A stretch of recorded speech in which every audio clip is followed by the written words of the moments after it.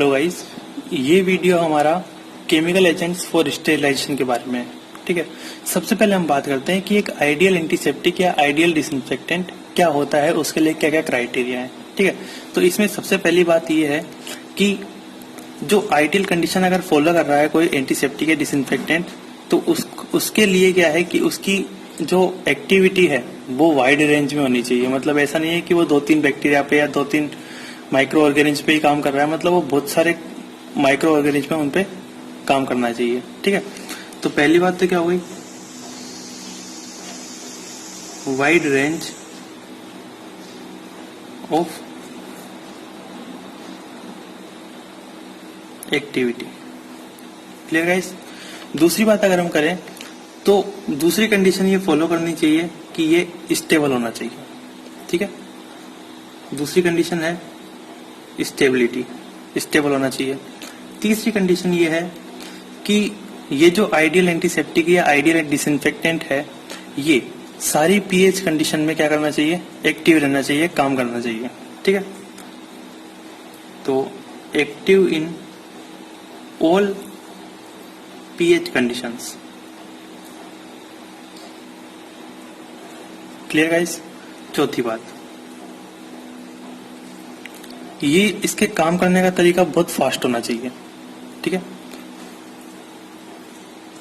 Have speedy action.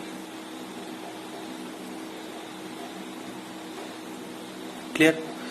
पांचवी बात, ये जो आइडियल एंटीसेप्टिक या आइडियल डिसइंफेक्टेंट है, इसकी जो पेनिट्रेटिंग पावर है वो हाई होनी चाहिए।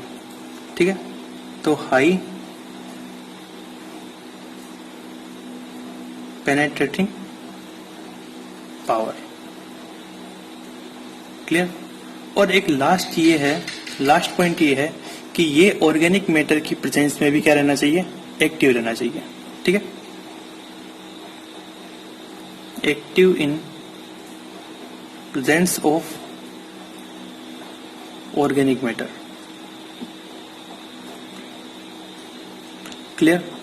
अगर कोई एंटीसेप्टिक या डिसइंफेक्टेंट इन 6 बातों को फॉलो करता है तो उससे हम क्या बोलेंगे, आइडियल एंटीसेप्टिक या जो है आइडियल डिसइंफेक्टेंट होगा। ठीक है, अब हम बात करते हैं कि जो केमिकल एजेंट्स होते हैं स्टेरिलाइजेशन के लिए वो काम कैसे करते हैं, मोड ऑफ एक्शन के बारे में हम बात करते हैं। देखो, पहला काम तो क्या करते हैं, कुछ डिसइंफेक्टेंट जो कुछ केमिकल एजेंट्स जो होते हैं वो क्या करते हैं, प्रोटीन के कोएगुलेशन का काम करते हैं। ठीक है, माइक्रो ऑर्गेनिज्म में प्रोटीन का कोएगुलेशन कराते हैं।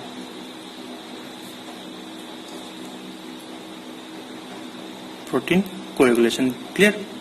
दूसरी बात, कुछ केमिकल एजेंट्स ऐसे होते हैं जो माइक्रो ऑर्गेनिज्म की सेल मेम्ब्रेन को डिस्ट्रॉय कर देते हैं।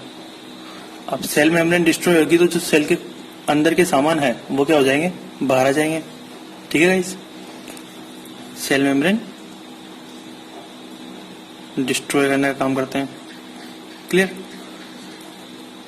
कुछ केमिकल एजेंट्स क्या करते हैं कि सेल के अंदर जो एसेंशियल एंजाइम्स है, ठीक है, उनमें क्या होता है, कुछ एंजाइम्स ऐसे होते हैं जिनके अंदर सल्फाइड्रिल ग्रुप होता है, तो उसे वो रिमूव कर देते हैं। ठीक है, remove of free sulfhydryl group from essential enzyme of the cell. Clear guys. और लास्ट पॉइंट ये है इसका काम करने के तरीके में, मतलब मोड ऑफ एक्शन में, कि ये जो केमिकल एजेंट्स होते हैं, कुछ केमिकल एजेंट्स ऐसे होते हैं जो सेल के अंदर एंजाइम्स जो होते हैं उनके लिए सबस्ट्रेट के साथ क्या करते हैं, कंपटीशन करते हैं। ठीक है, तो बाय सबस्ट्रेट कंपटीशन।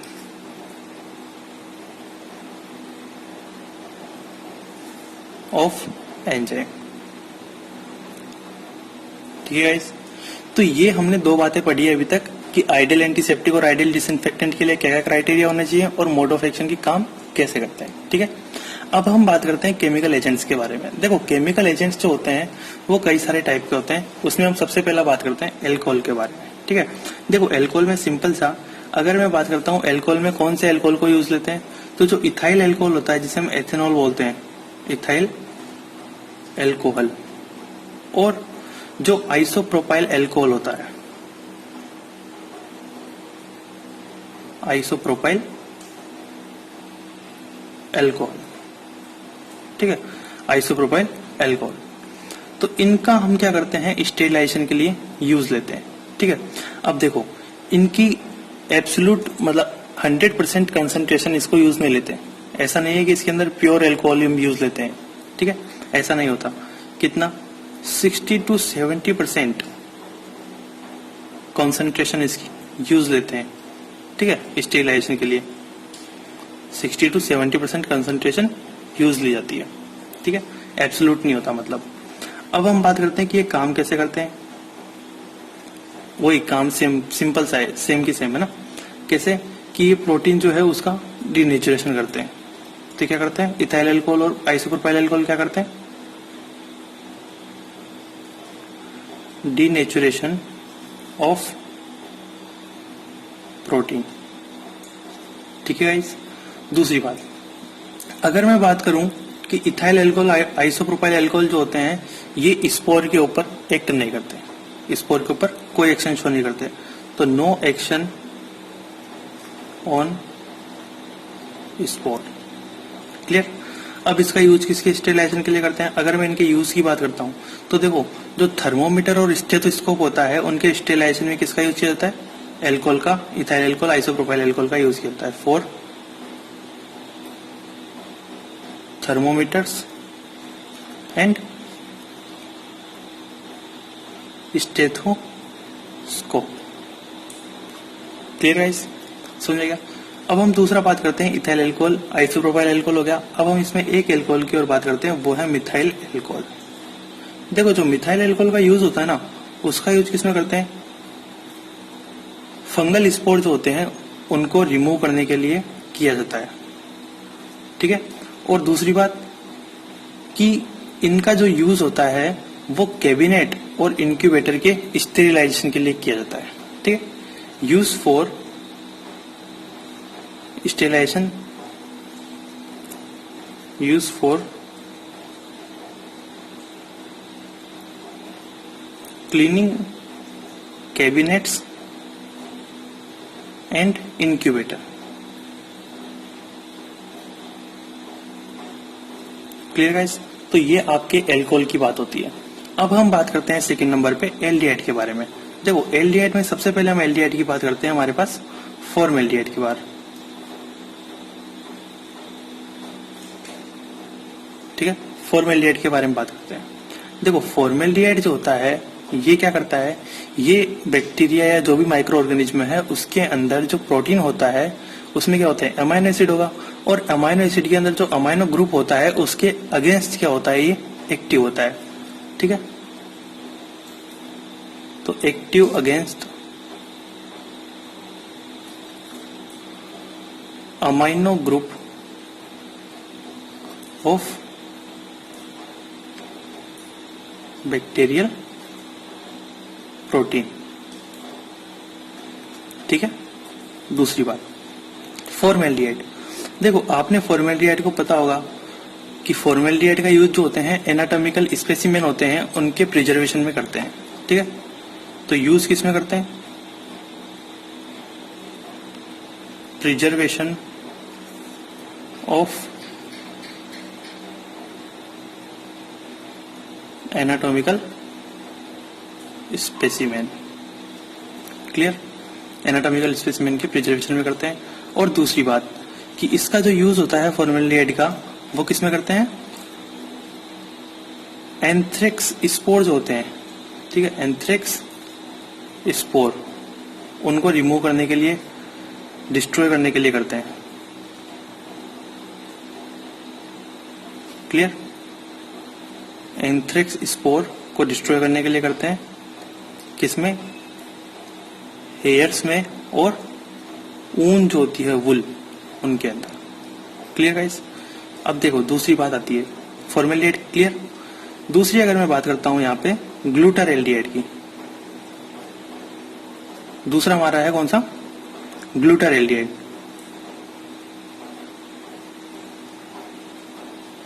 ग्लूटारेल्डिहाइड देखो 2% ग्लूटारेल्डिहाइड का यूज करते हैं हम किसके लिए, स्टेरिलाइजेशन के लिए, ठीक है। तो ग्लूटारेल्डिहाइड का जो यूज होता है वो किसमें करते हैं कि जो साइटोस्कोप है और ब्रोंकोस्कोप है, साइटोस्कोप, ब्रोंकोस्कोप और रबर एनेस्थेटिक ट्यूब, ठीक है, रबर एनेस्थेटिक ट्यूब, इनके स्टेरिलाइजेशन में हम करते हैं। क्लियर, ग्लूटारेल्डिहाइड का यूज। फिर एक ध्यान रखना कि एक आता है हमारे पास ऑर्थोप्थैल्डिहाइड। क्या आता है, ऑर्थोप्थैल्डिहाइड।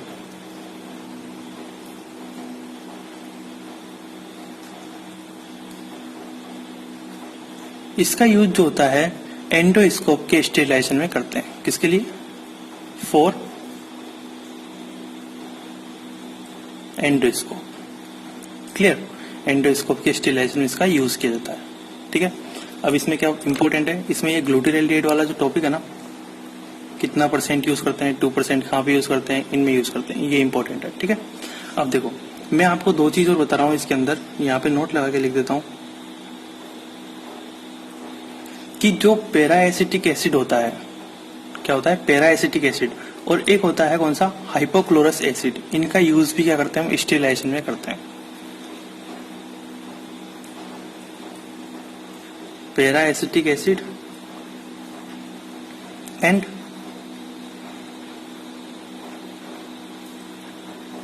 हाइपोक्लोरस एसिड, इनका यूज भी क्या करते हैं हम, स्टेरिलाइजेशन में करते हैं। क्लियर, और इसके अंदर आपको ज्यादा याद करना नहीं है।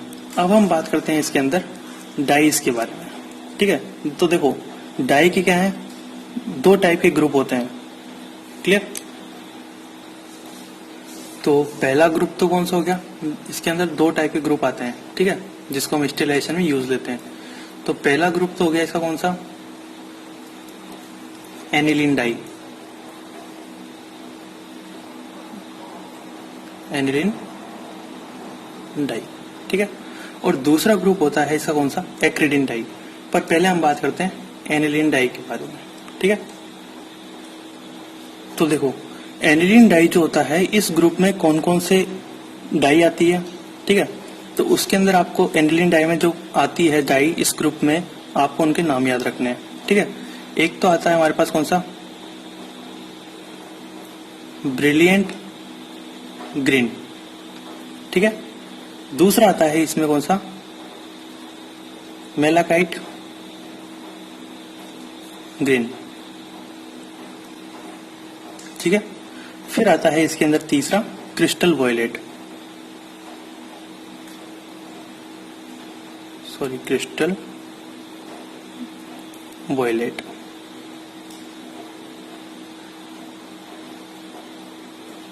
सॉरी ये स्पेलिंग गलत हो गई थोड़ी सी, क्रिस्टल वॉयलेट, ठीक है। तो एनिलीन डाई में इस ग्रुप में कौन सी तीन डाई आ गई, ब्रिलियंट ग्रीन आ गई, मेलाकाइट ग्रीन आ गई, और एक कौन सी आ गई, क्रिस्टल वॉयलेट आ गया, ठीक है। देखो इसके अंदर जो आपको पता होगा मेलाकाइट ग्रीन होती है, इसका यूज हम किस में करते हैं, इसका यूज हम लोवेंस्टीन जेंसन मीडिया जो होता है, एलजे मीडिया, लोवेंस्टीन जेंसन मीडिया, उसके अंदर हम इसका यूज करते हैं, ठीक है। और दूसरी अगर मैं बात करूं कि एनिलीन डाई जो होती है ये काम कैसे करती है, कि ये सेल के अंदर जो एसिड ग्रुप होते हैं उनके साथ क्या करती है, रिएक्ट करती है, ठीक है, और अपना एक्शन शो करती है। बट आपको इतना याद नहीं रखना, आपको इतना सा याद रखना है एनिलीन डाई में क्या क्या आता है। फिर दूसरी अगर मैं बात करूं तो दूसरा ग्रुप आता है इसके अंदर कौन सा, एक्रिडिन डाई का, एक्रिडिन डाई का। देखो एक्रिडिन डाई में कौन कौन सी डाई आती है, मतलब कौन कौन से कंपाउंड आते हैं इस ग्रुप में, वो ध्यान रखना। तो इसके अंदर सबसे पहले अगर हम बात करें तो प्रोफ्लेविन एक्रिडिन आता है, ठीक है।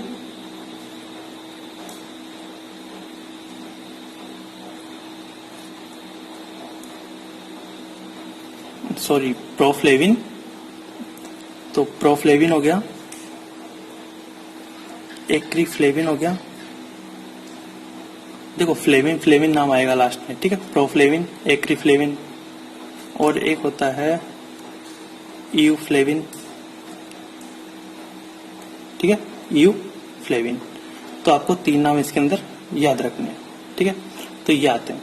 अब एक चीज ध्यान रखना कि ये जो डाई होती है, इस डाई का यूज हम एंटीसेप्टिक के लिए काम में लेते हैं, ठीक है। कैसे कि जब कोई घाव हो जाता है तो उसको साफ करने के लिए क्या करते हैं, जो ड्रेसिंग रूम होते हैं हॉस्पिटल में, उसके अंदर क्या करते हैं, इसका यूज लिया जाता है, ठीक है। तो यहां पे लिख देते हैं हम, यूज किस में लेते हैं, skin and wound antiseptic. Clear guys. तो आपके डाई की बात आ गई। तो हमने 3 बातें करी अभी तक, एल्कोहल की, एल्डिहाइड की और डाइज के बारे में। अब हम बात करते हैं हेलोजन्स के बारे में, ठीक है। तो जो 2 टाइप के हेलोजन यूज होते हैं स्टेरिलाइजेशन में, वो होता है एक तो आयोडीन और एक होता है कौन सा, क्लोरीन, ठीक है। तो सबसे पहले मैं बात करता हूं किसके बारे में, सबसे पहले बात करता हूं मैं आयोडीन के बारे में, ठीक है। देखो आयोडीन जो होता है, इसका एक्वस सॉल्यूशन या एल्कोहलिक सॉल्यूशन जो होता है वो स्टेरिलाइजेशन के लिए यूज होता है, ठीक है। एक्वस सॉल्यूशन और एल्कोहलिक सॉल्यूशन, ठीक है, ये स्टेरिलाइजेशन के लिए यूज होता है। आपने एक टर्म सुना होगा, वो होता है आयोडोफोर। क्या होता है, आयोडोफोर। अब आयोडोफोर क्या होता है, देखो आयोडोफोर कुछ भी नहीं होता, सिंपल सा आयोडीन का कंपाउंड, और अगर हम उसको किसके साथ जोड़ते हैं, आयोडीन का कंपाउंड, और उसे हम नॉन आयनिक वेटिंग या सरफेस एक्टिव एजेंट के साथ, नॉन आयनिक जो सरफेस एक्टिव एजेंट है उनके साथ अगर हम जोड़ दें तो वो होता है आयोडोफोर। और ये जो आयोडोफोर होते हैं, ये आयोडीन के एक्वस सॉल्यूशन और एल्कोहलिक सॉल्यूशन से ज्यादा इफेक्टिव होते हैं, ठीक है। तो व्हाट इज आयोडोफोर, कि it is compound of iodine with